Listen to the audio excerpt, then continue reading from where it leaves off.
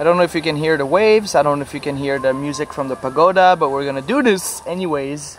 So here's another quick video I wanted to make about Runeterra, this new game by Riot Games, which is I think gonna rival Hearthstone at least. I don't know about Magic the Gathering, because the players of Magic seem very conservative and they only want to play Magic, even if hate Magic Arena, that's the only option they have, and Magic Online, but whatever. So I did play a bit of Hearthstone when it came out back in the day, but I couldn't, talking about Magic players being conservative, I couldn't get used to the fact that you could attack creatures, target creatures when you attack and not just the player. So what the guys for Runeterra say that they did is keep the best from Magic and the best from Hearthstone and then mush them together. So first of all, I just want to talk about the interface. Is beautiful. I think it's in the League of Legends universe, so there's going to be a lot of heroes. Right now it's still the open beta. If you live in Vietnam, you don't have access to it unless you have a VPN. So if you are a VPN company, would you like to sponsor this video, send me an email. So yeah, beautiful graphics, very rewarding interface, very smooth, very nice, very flashy and feel good when you win and rewarding. Compared to that, I find that Magic Arena is very bland and a bit boring and lacking in some things. But let's talk more about the gameplay more rather than the presentation, because after all, you can't judge a video game by the cover of its case. So the mana works like Hearthstone, where you turn 1 you get 1 mana, but turn 2 you have 2 mana, turn 3 you have 3 mana. So you don't need lands in your deck, which is something that I guess Magic could get away with. You don't really need land anymore, but that's fun because of the color identity. But the problem with Magic lands is if you don't have any lands, or if you're flooded, then you can't compete really, right? But that's for another discussion. So I quite like that mana stuff. Runeterra and Hearthstone have an advantage where the game is built to be played on computer, where Magic is from another era, like 30 years ago, and it's made to be on paper, so they have some limitations and they have some stuff that they have to follow. There's some stuff that they can't do. Granted, it's still the best game to me, Magic. I haven't played that many other games, but like, what's that Spider-Man game, Vanguard, or that other one where everybody is together versus the board. I still prefer Magic to all these games, just for the liberty, the freedom that it gives you. But Runeterra is really cool. You can have only 3 copies of the same card in a deck, okay? And you can only put 2 factions per deck. So it follows Commander a little bit in that, where the cards don't have a color identity, they have a region identity, which follows, I guess, the League of Legends heroes. I've never played the game, but like I know Teemo and stuff like that. Like Teemo places turrets, and the cards that come from his region help Teemo. There's ninjas that there's the Spider Queen and stuff like that. So if you choose that region, those cards are gonna have the same kind of mentality. So you can put 2 factions per deck. So you can have 2 colors per deck in the regular games, ranked games. And there's interesting ways to unlock things. So you can do the tutorial, which gives you the basic decks. You can play against AI, and you can play against player ranked or unranked. I was playing unranked, I was getting my ass kicked, and then I went to ranked. And once I found my faction that I like to play with, that matches my play style, I started to be a bit more competitive. I'm really not high up in the ladder, but yeah, because I guess there's everything in there, and because I don't know the game, then low ranked is better for me.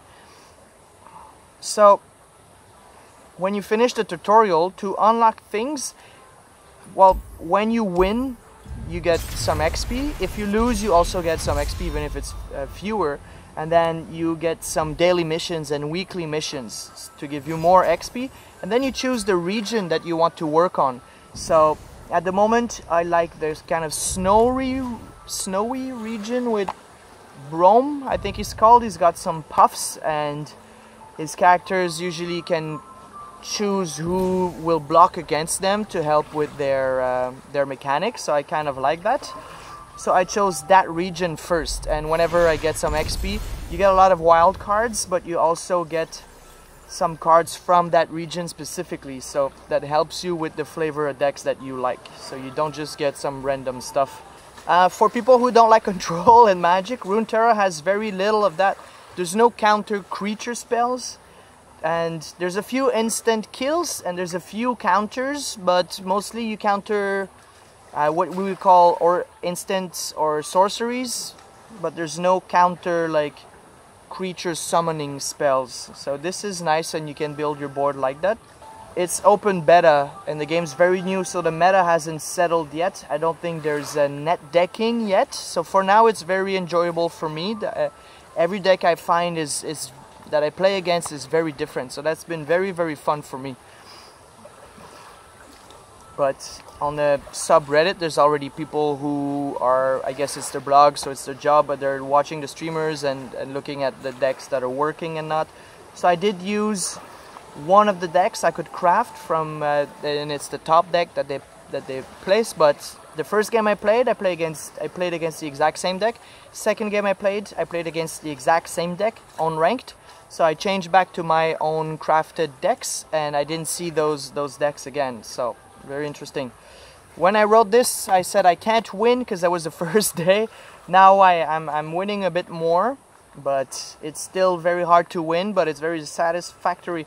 And something neat is when you go up a rank, they don't make you drop down right away if you lose games. I think you have a 10 loss protection or 10 game protection for you, as they say in their own words, Riot Games, to get used to the new meta of the new rank. So I think that's really cool, because that's something that happened to me in Magic Arena, where destroyed, what is it, copper, went up to silver, can't do anything, make a new deck, destroy silver, get to gold, can't do anything, and now I'm stuck at gold and just can't really do anything. I've only reached platinum like 2 times, I think, like 2 seasons, so can't complain.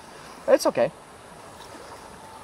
Another thing that they did is you always attack the player, like Magic. When I said they borrow both from Magic and Hearthstone, so when you declare you attackers, you attack the player unless you have the creature that has the ability to like go hook and bring the creature that they want to fight against. And something that's neat is the turn order. So if it's my turn, if I'm the turn leader, I get a token to attack.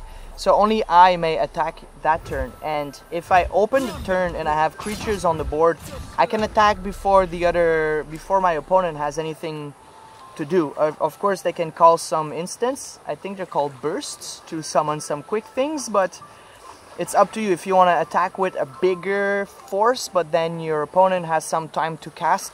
Like you cast a spell and then it's their turn and they cast a spell and then you cast a spell until both players pass. But if you have the attack token, you can attack right away or later. So I find that adds a bit of depth and it's really fun. And there's some cards that let you regain that attack token, so you could attack twice in a turn. The animation is really cool. At the moment, I really enjoy the animations. It's really fun for me to watch that. It's not so extensive, and the voice animation is really cool. You have 20 life like Magic. I don't know how many life you have in Hearthstone. They don't call it life because you get your diamond attacked.